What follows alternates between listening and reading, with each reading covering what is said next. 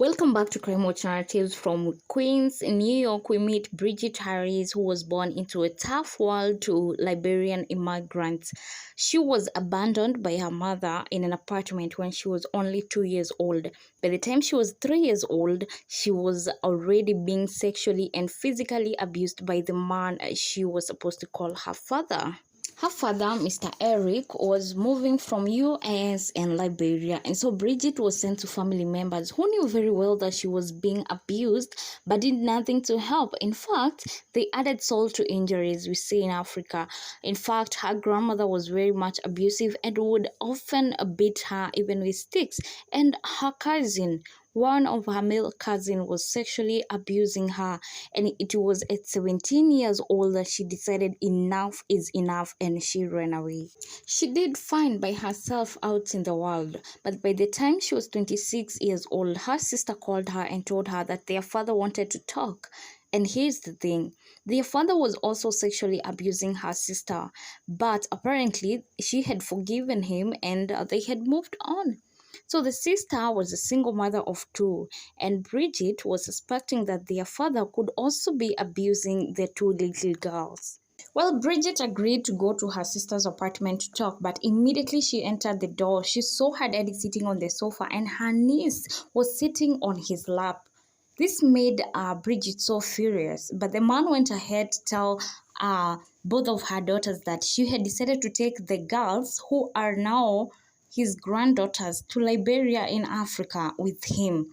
This infuriated Bridget very much, remembering her daddy once told her that in Africa, dads sleep with their daughters to show how much they love them. Which Africa now? Which Africa? I'm from Africa now. I'm lost here. Okay, moving on. Bridget tried to talk to her sister not to allow and to get her out of this crazy idea, but she could not hear none of it. In fact, it was like the decision had already been made.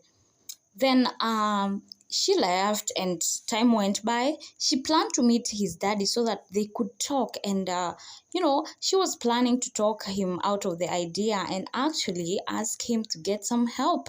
But while his daddy was in her apartment, the argument escalated, and she handcuffed him, gagged him with a towel to prevent him from screaming, and using a scalpel went ahead to chop off his father's fatherhood.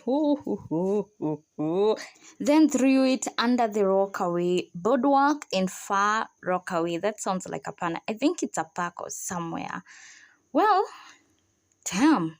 Well, she then went ahead to call 911 and told them that he was still alive but needed their help. And she herself was told to go to the police station. But instead of that, she called her sister, and her sister told her to go to her sister's place. So when her sister saw her with the scalpel and explained everything, they decided to call an ambulance, and they checked into Richmond University Center psychiatric ward. Due to her abuse allegations, she received an outpouring support from public figure.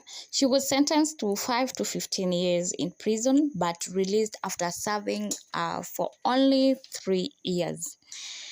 Wow. Thank you guys for your time. Keep subscribing. Let me know what you think. Thank you.